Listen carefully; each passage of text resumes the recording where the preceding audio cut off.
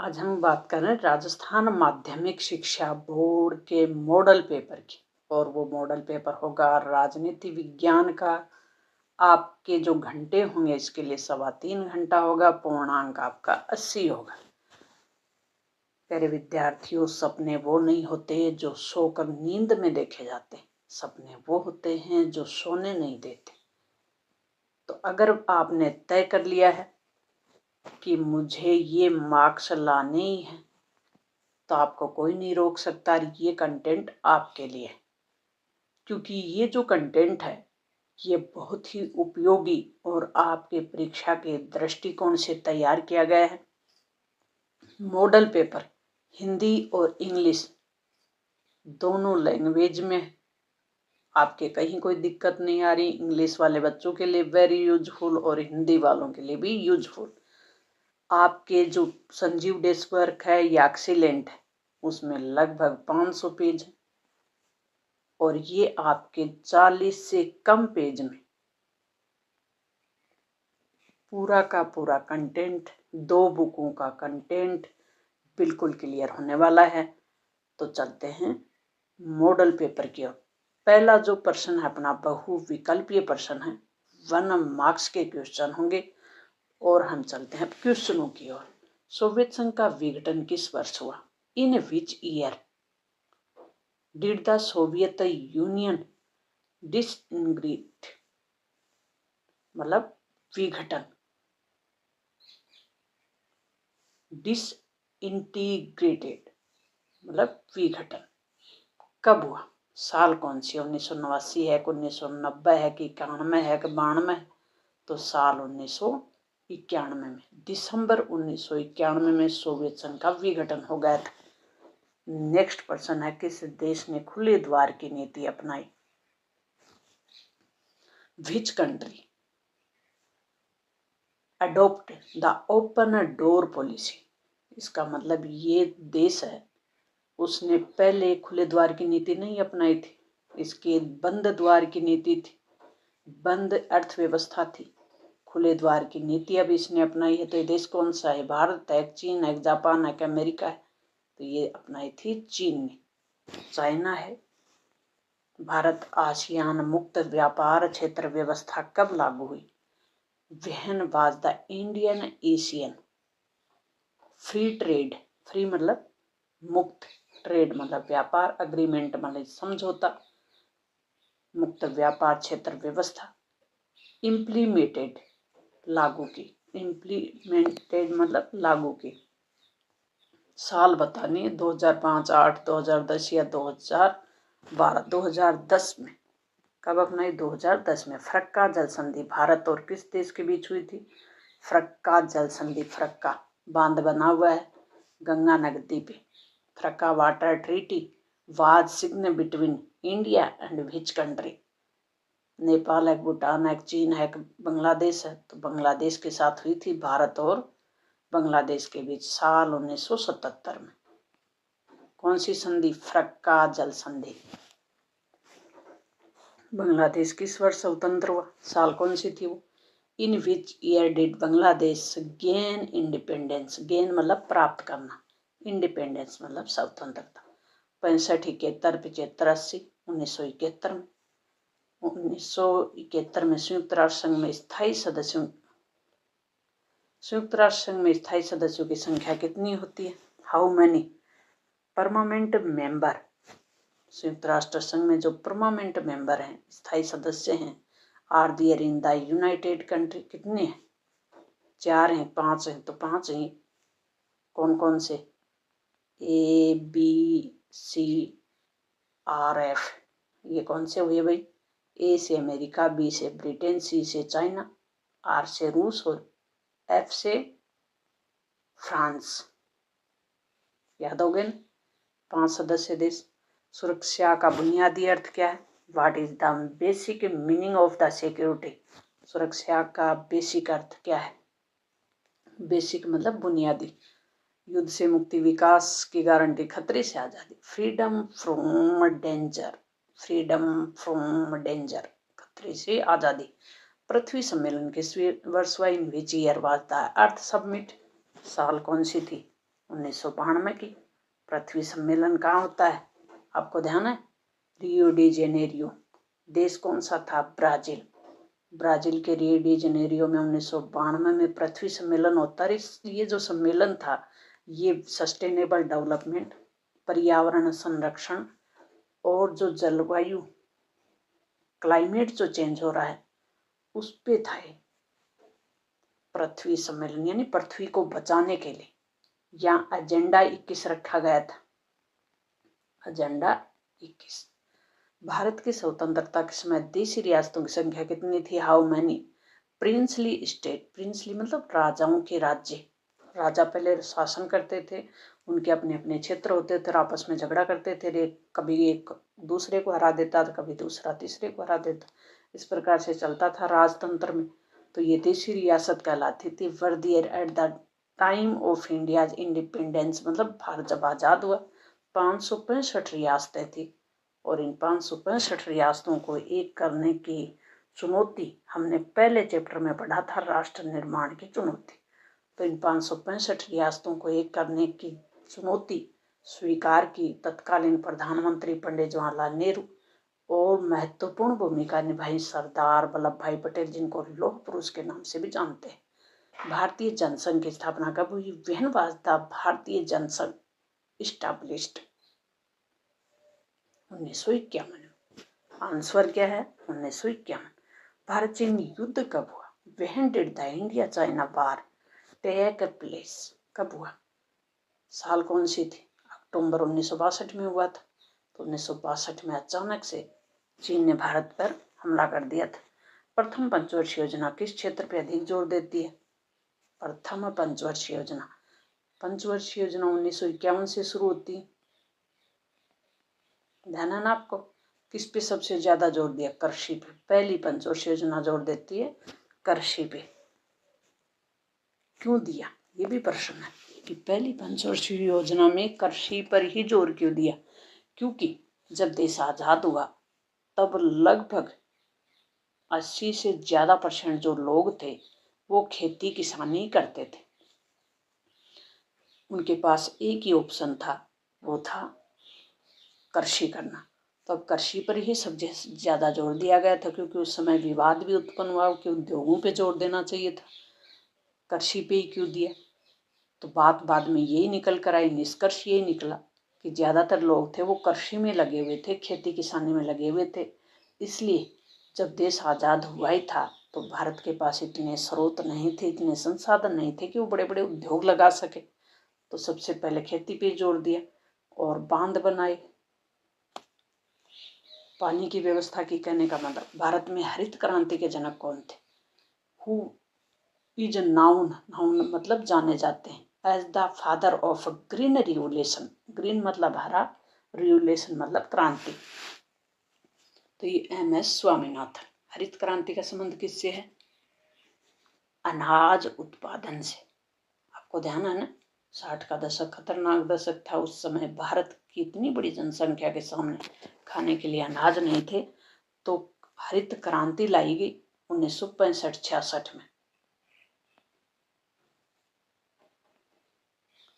1965-66 में हरित क्रांति लाई गई और लाने वाले कौन थे? एम स्वामीनाथन। तत्कालीन प्रधानमंत्री थी इंदिरा गांधी।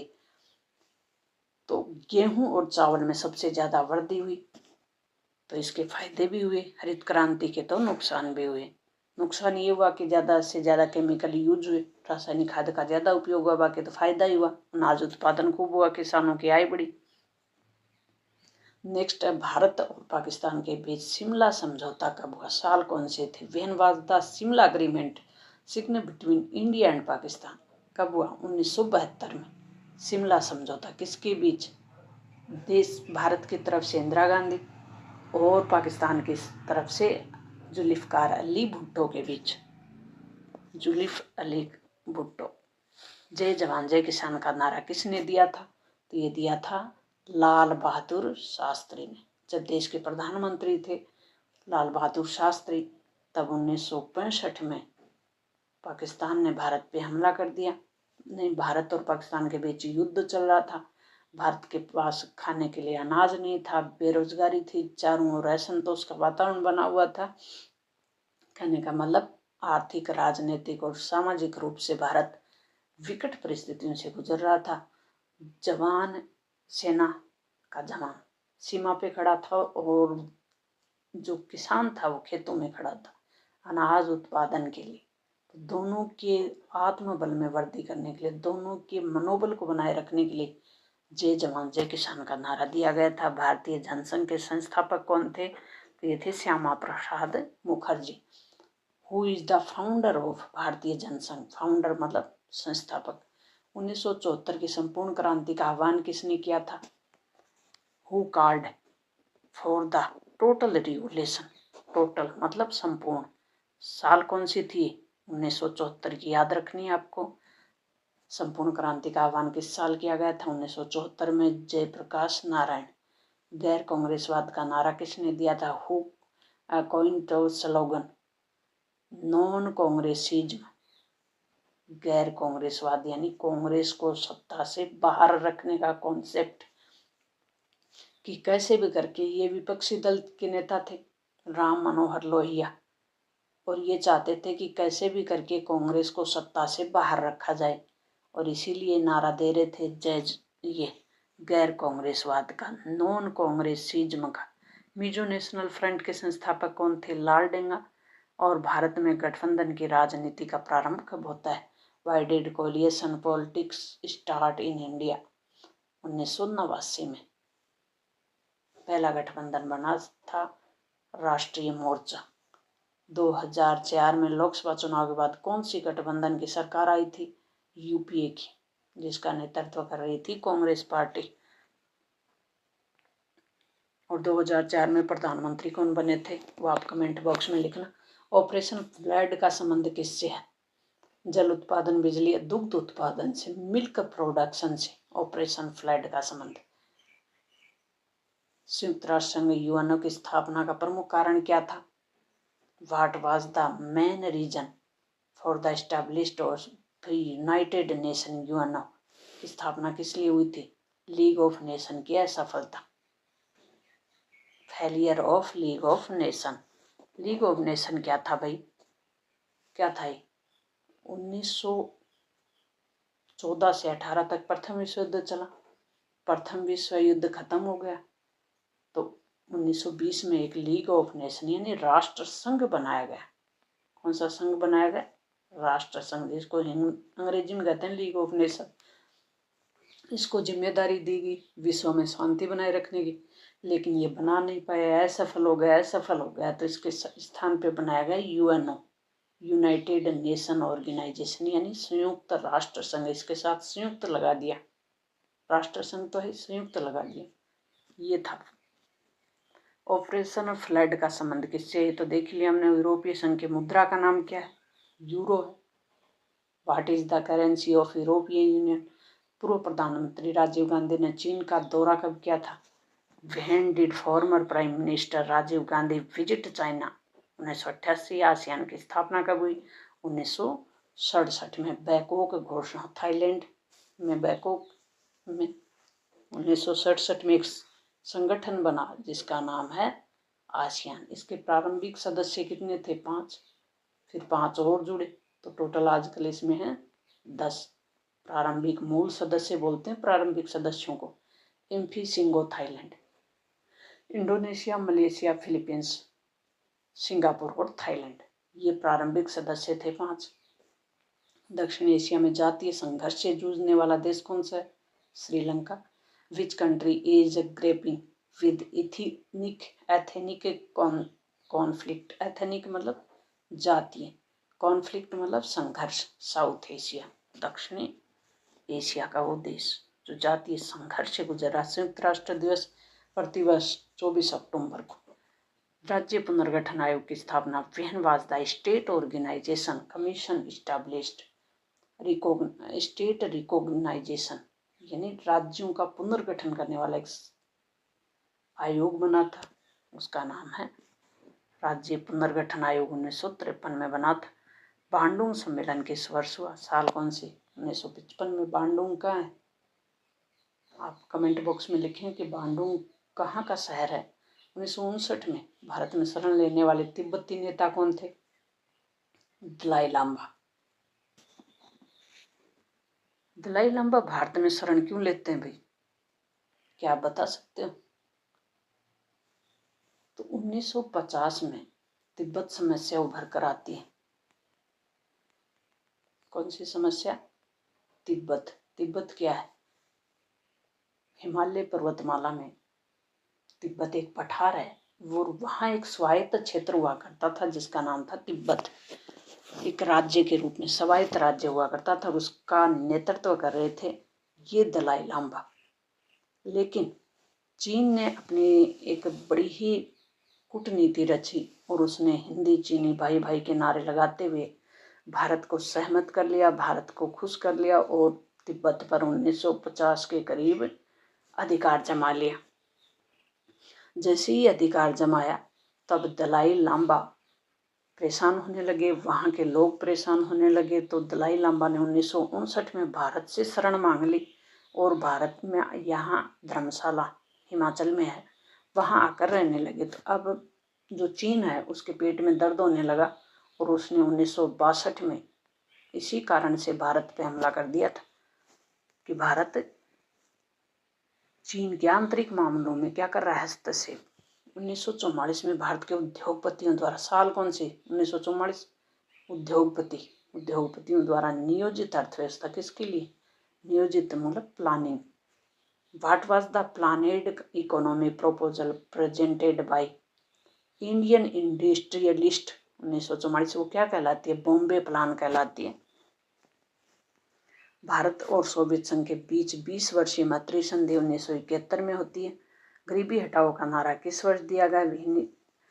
इन which year of the slogan Garibi Hatao given 1971 में दिया गया था इंदिरा गांधी द्वारा। प्रथम पंचवर्षीय योजना कब शुरू हुई? तो 1951 में होती है।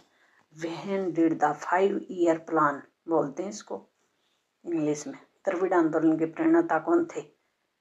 पेरियार ईवी रामा स्वामी।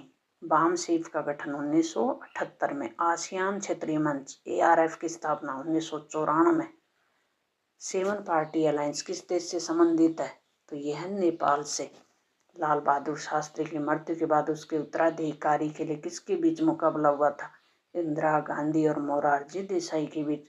मंडल आयोग ने पिछड़ी जातियों के लिए कितने प्रतिशत आरक्षण की सिफारिश की? 27। विश्व व्यापार संगठन WTO कब स्टैब्लिश्ड हुआ? 1995 में। क्योटो प्रोटोकॉल किस वर्ष पारित हुआ? 1997 में। अगर किसी बच्चे ने मेरे साथ 1 घंटा, कितना? 1 घंटा बिता दिया तो उसके मार्क्स 80 में से 80 आने से कोई नहीं रोक पाएगा, ये मेरी गारंटी है। अब प्यारे विद्यार्थियों, आपको अपने चैनल पे शेखावटी मिशन की वेरी मोस्ट इम्पोर्टेंट प्रश्नों की क्वेश्चन आंसर की PDF फ्री में मिलेगी और ये मेरा खुद का कंटेंट है। पिछले 10 सालों का मेरे पास एक्सपीरियंस है और उसी के बेस पे कंटेंट बनाया गया है, तो आपके लिए बड़ा ही उपयोगी है। भारत में नई आर्थिक नीति 1991 में। स्वतंत्र भारत का संविधान कब लागू हुआ? 26 जनवरी 1950 को। कांग्रेस सोशलिस्ट पार्टी के संस्थापक कौन थे? आचार्य नरेंद्र देव। दूसरी पंचवर्षीय योजना कब शुरू हुई? दूसरी 1956 में। भारत ने पहला परमाणु परीक्षण 1974 में। स्वतंत्रता के बाद कांग्रेस का पहला चुनाव चिन्ह क्या था? 2 बैलों की जोड़ी। गैर कांग्रेसवाद का नारा किसने दिया था? तो ये किसने दिया था? राम मनोहर लोहिया ने। ऑपरेशन ब्लू स्टार का संबंध किस राज्य से है? पंजाब से। ये क्या था भाई operation blue star? Amritsar Punjab में आतंकवादी स्वर्ण मंदिर में घुस जाते हैं तो सरकार ने सेना को कार्रवाई करने का आदेश दिया और उसी सैनिक कार्रवाई का कुट नाम था ऑपरेशन ब्लू स्टार, जो हुआ था 1984 में। 1989 में गठित राष्ट्रीय मोर्चा की सरकार का नेतृत्व किसने किया था? VP सिंह ने। शॉक थेरेपी क्या थी? What is the shock therapy? तो यह आर्थिक मॉडल था, इकोनॉमिक मॉडल था। क्या कौन से देशों में? जो सोवियत संघ से, जब सोवियत संघ विघटित हुआ तो 15 देशों का ग्रुप था। 15 देश क्या हो गए? फिर स्वतंत्र हो गए। 15 देशों में टूट गया। अब जो 15 देश टूटे थे, जो कि पहले एक समाजवादी नीति से चल रहे थे, अब ये पश्चिमी देशों की देखा देखी आर्थिक उदारीकरण की नीति, कौन सी? उदारीकरण की नीति, निजीकरण की नीति अपनाई, जिसको कहते हैं आर्थिक मॉडल। साफ्टा क्या है? किससे संबंधित है? सार्क से, साउथ एशियन फ्री ट्रेड, मतलब सार्क देशों के बीच फ्री में ट्रेड करने का। 2 जून 2014 को भारत का कौन सा नया राज्य बनता है? तेलंगाना। भारत के पहले मुख्य चुनाव आयुक्त कौन थे? सुकुमार सेन। दक्षिणपंथी विचारधारा किस पे जोर देती है? खुली प्रतिस्पर्धा और बाजारी अर्थव्यवस्था पे।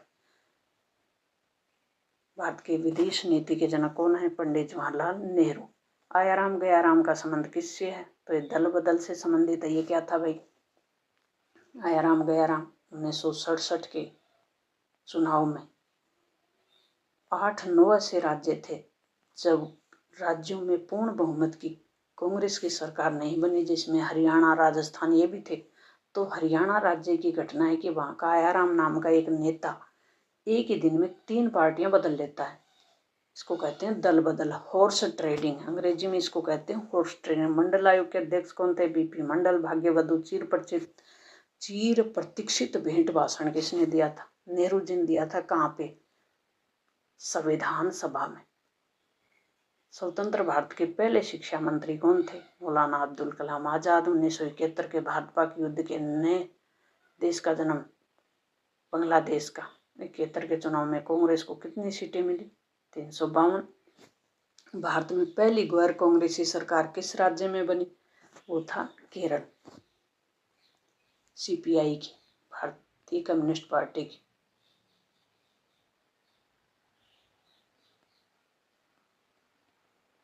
इंडियन कम्युनिस्ट पार्टी सीपीआई की सरकार बनी थी केरल में। असम गण परिषद किस राज्य की क्षेत्रीय पार्टी है? तो यह असम की है। पहली लोकसभा चुनाव के लिए कितनी सीटों पे चुनाव हुए? 489 सीट। पहली लोकसभा चुनाव में कांग्रेस ने कितनी सीटें जीती थी? 364। पहले लोकसभा चुनाव में सबसे बड़ी विपक्षी पार्टी कौन बनी थी? भारतीय कम्युनिस्ट पार्टी बनी थी। भारत में दूसरा आम चुनाव किस वर्ष हुआ था? तो 1957 में। दूसरे आम चुनाव में कांग्रेस को कितनी सीटें मिली? 371। भारत में चौथा आम चुनाव कब हुआ? 1967 में।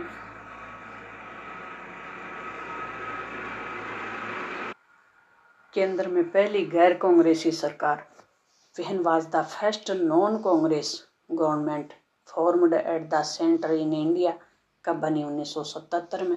तो इसका मतलब 1952 में पहले आम चुनाव होते और 1977 तक केंद्र में किसकी सरकार बनती है? कांग्रेस की।